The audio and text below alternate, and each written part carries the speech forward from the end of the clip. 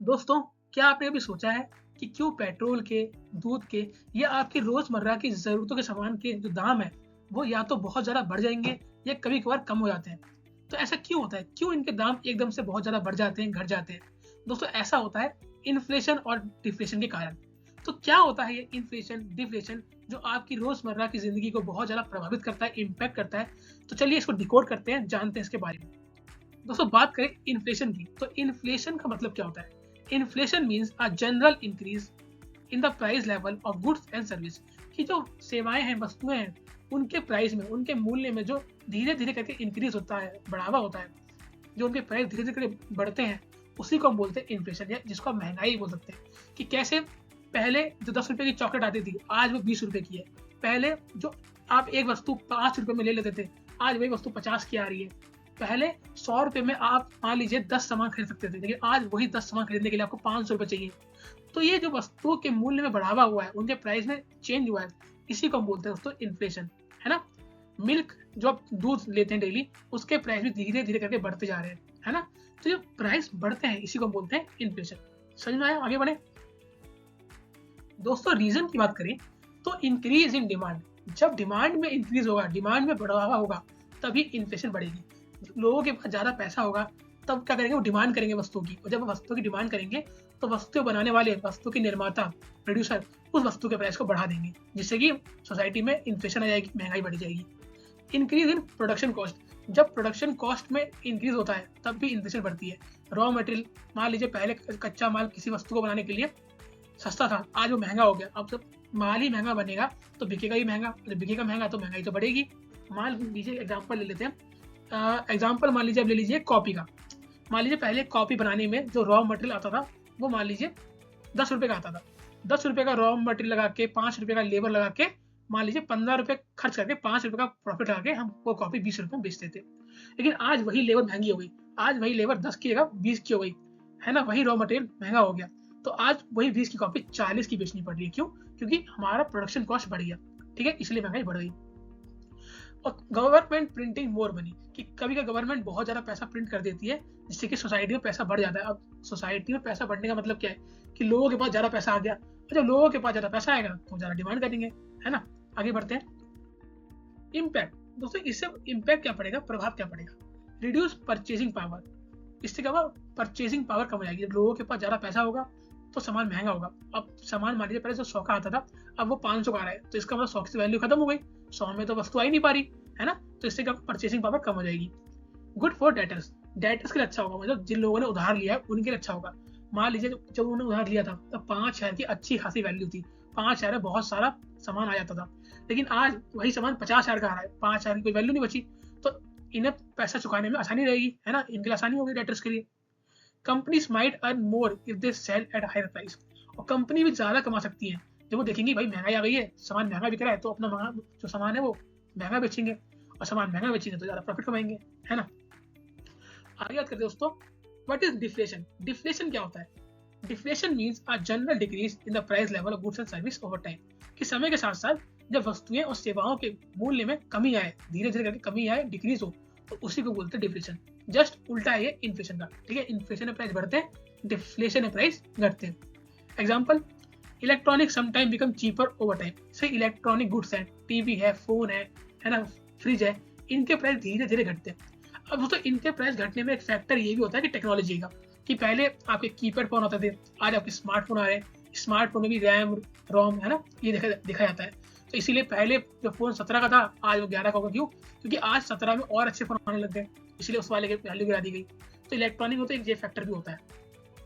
और हिस्ट्री में सबसे बड़ा दोस्तों डिप्रेशन जो हुआ था, वो हुआ था ग्रेट डिप्रेशन, है ना? अगर आपको इसके बारे में नहीं पता, तो इसके बारे में कभी हम डिस्कस करेंगे। आगे गाइस, रीजन की बात करें, तो less demand, people save instead of spending, कि लोग सोचते हैं कि चलो पैसा बचा लेते, खर्च नहीं करते। अब लोग अगर पैसा बचाएंगे, सेव करेंगे, खर्च नहीं करेंगे, तो मार्केट के अंदर पैसा सर्कुलेट ही नहीं होगा, पैसा होगा ही नहीं। और जब मार्केट में पैसा आएगा नहीं, तो डिमांड अपने आप कम हो जाएगी। डिमांड कम होगी तो डिफ्लेशन हो जाएगा। ओवर प्रोडक्शन, ज़्यादा वस्तुओं का ओवर प्रोडक्शन होने से भी क्या होता है, डिफ्लेशन मार्केट में आती है। अब मान लीजिए एक शर्ट की कंपनी है, उसने बहुत ज़्यादा शर्ट का प्रोडक्शन कर दिया, अब वो शर्ट बिकी नहीं रही, तो अगर वो शर्ट बिकेंगी ही नहीं, तो इससे क्या होगा, मार्केट में डिफ्लेशन आएगा, शर्ट का मान लीजिए प्राइस 500 रुपये था, अब वो 500 में नहीं बिकेंगे तो ऐसे 300 200 बेचनी पड़ेगी। क्यों? क्योंकि स्टॉक तो खत्म करना है ना, इसीलिए। इकोनॉमिक स्लो डाउन, और कभी कभी दोस्तों इकोनॉमिक स्लो डाउन भी आता है कि कंट्री के अंदर ही पूरी आर्थिक स्थिति खराब चल रही है ना। आगे बात करें इम्पैक्ट, इसका प्रभाव क्या पड़ेगा? देखो डिफ्लेशन यानी कि आप बोल सकते हैं महंगाई की हर चीज सस्ती मिल रही है। ये सुनने में तो अच्छा लगता है कि भाई चलो महंगाई है, हर चीज सस्ती मिल रही है, लेकिन दोस्तों ये एक्चुअली बैड होता है इकोनॉमी के लिए। अगर एक इकोनॉमी के अंदर एकदम से डिफ्लेशन आ जाए तो वहां पे भी आर्थिक संकट आ सकते हैं। कंपनी अर्न लेस का जॉब अनएम्प्लॉयमेंट इंडिया। देखिए अब लोग अगर पैसा खर्च नहीं करेंगे, सामान लेंगे नहीं, तो कंपनी को प्रॉफिट नहीं होगा। कंपनी को प्रॉफिट नहीं होगा तो उसे लोगों को नौकरी से निकालना पड़ेगा। क्यों? अब जब प्रॉफिट ही नहीं होगा तो सैलरी कहाँ से देगा लोगों की? तो इससे क्या होगा? देश के अंदर अनएम्प्लॉयमेंट बढ़ जाएगी, बेरोजगारी बढ़ जाएगी। People keep delaying purchases hoping for further fall. अब जो लोग देखेंगे कि भैया आज सारी चीज सस्ती हो रही है ना, डिफ्लेशन आ गया, जो चीज 50 की थी वो 40 की हुई, तो लोग और वेट करेंगे, क्या पता कल 30 की हो जाए, परसों 20 की हो जाए, है ना। तो इससे लोग और वेट करेंगे तो और खर्चा नहीं करेंगे तो डिफ्लेशन तो होगा ही होगा, है ना। अब दोस्तों इसके बीच का एक की डिफरेंस जान लेते हैं।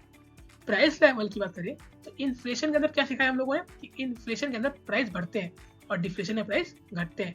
डिमांड की बात करें तो इन्फ्लेशन में डिमांड बढ़ती है। क्यों? क्योंकि लोगों के पास ज्यादा पैसा होता है खर्च करने के लिए, और डिफ्लेशन में डिमांड घटती है। क्यों? क्योंकि लोग पैसा सेव करते हैं खर्च करने की बजाय। इफेक्ट क्या होता है इकोनॉमी के ऊपर इसका? अगर छोटी मोटी इन्फ्लेशन है तो ठीक है, अच्छी है इकोनॉमी के लिए।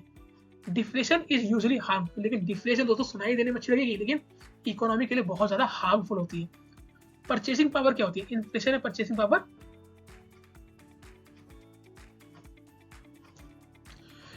इन्फ्लेशन के अंदर परचेसिंग पावर दोस्तों कम हो जाती है, क्योंकि महंगाई है ना तो लोग कम लेंगे।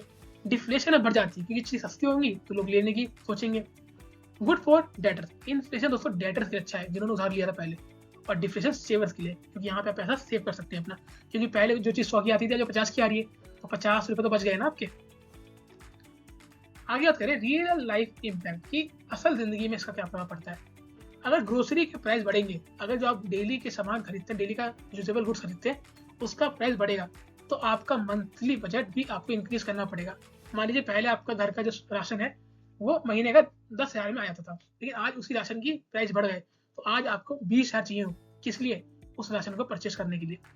Inflation makes your savings worth less but deflation can cause job cut. देखिए इन्फ्लेशन से आपकी सेविंग तो खत्म हो जाएगी। क्यों? क्योंकि महंगाई बढ़ेगी तो आपको अपने सेविंग्स में से पैसा निकाल के सामान तो लेना ही पड़ेगा ना।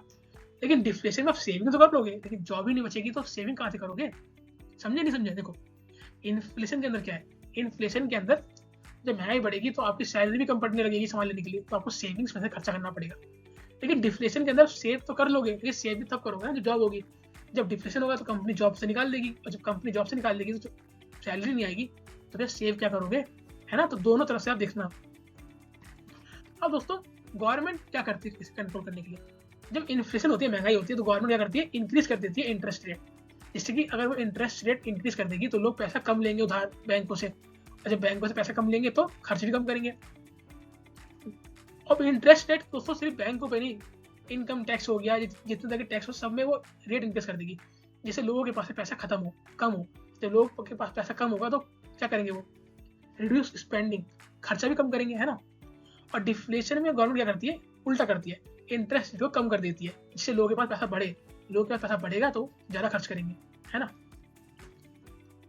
कंक्लूजन की बात करें दोस्तों, तो अब आप जब भी न्यूज पे इन्फ्लेशन या डिफ्लेशन के नाम सुनोगे, कि न्यूज पे आ रहा होगा कि इन्फ्लेशन 2% बढ़ गई, 3% बढ़ गई, तो आप उससे अंदाजा लगा सकते हो कि अब आपकी पॉकेट पे, आपकी सेविंग्स पे, आपके पैसे पे इसका इम्पैक्ट क्या पड़ने वाला है।